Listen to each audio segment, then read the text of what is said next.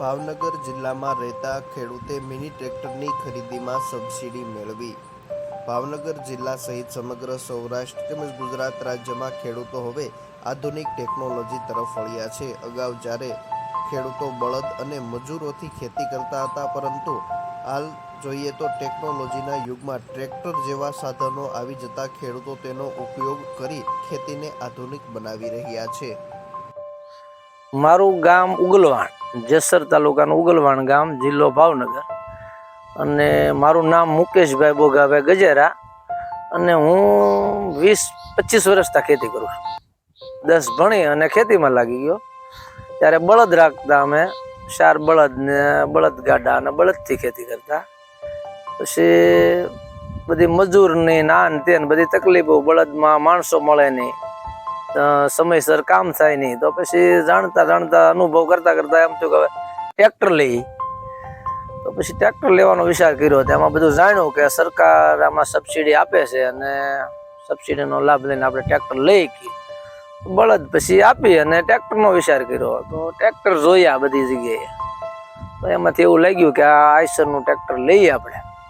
તો એ લીધું અને સરકારની યોજના મુજબ સમયસર ગ્રામ સેવકે બધા કાગળિયા હાથે કરીને સબસિડીનો લાભ પણ મળ્યો અને સરકારશ્રીએ સબસિડી આપીને હવે કામ કરવાની બહુ મજા આવે। આધુનિક સાધનોથી ખેતી કરી તો વધારે મજા આવે, સમયસર કામ કરી નાખી।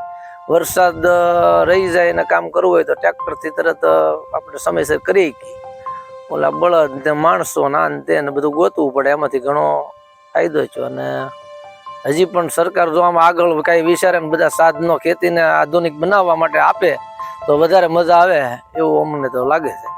કેટલી સબસિડી મળી છે અને જ્યારે આ મિની ટ્રેક્ટર નહોતું ત્યારે શું સમસ્યા હતી અને લીધા બાદ તમને ફાયદો શું? મિની ટ્રેક્ટર નહોતું ત્યારે માનો કે ખેતરમાં ખડ થઈ ગયું છે, નિંદામણ કરવું છે, હાથી હાંકવું છે, તો બળદથી હાંકવાનું હોય તો બળદ લઈને આવીએ ખેતર, તો દાડિયો કે કર્યો હોય તો દાડિયો ન આવે। દાડિયો ન આવે તો પેલા ભાગીદાર ને એવું નહીં, ઘરે ખેતી કરતા હતા, તો દાડિયો ન આવે તો કામ બંધ રહે। પછી ટ્રેક્ટર લીધું, તો ટ્રેક્ટરથી તો આપણે એકલા તરત ચલાવવાનું શરૂ કરી દઈએ કે હાલો હાંકવા મળી અને સમયસર કામ થઈ જાય। એટલે ટ્રેક્ટર લીધા પછી મજા આવી। અને પહેલા તો બધી વધારે તકલીફ પડતી હતી। સબસિડી મને 60,000 મળી।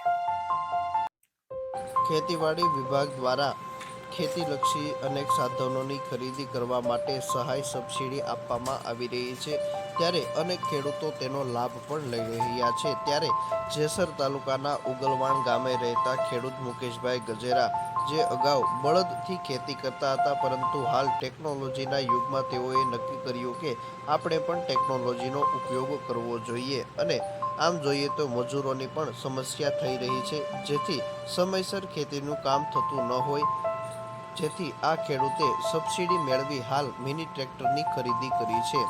આ ટ્રેક્ટર આવી જતા તેઓ પોતાના સમયે કામ કરી શકે છે। આ ઉપરાંત જરૂર પડે તો રાત્રે પણ ખેતીમાં મિની ટ્રેક્ટરનો ઉપયોગ કરી રહ્યા છે।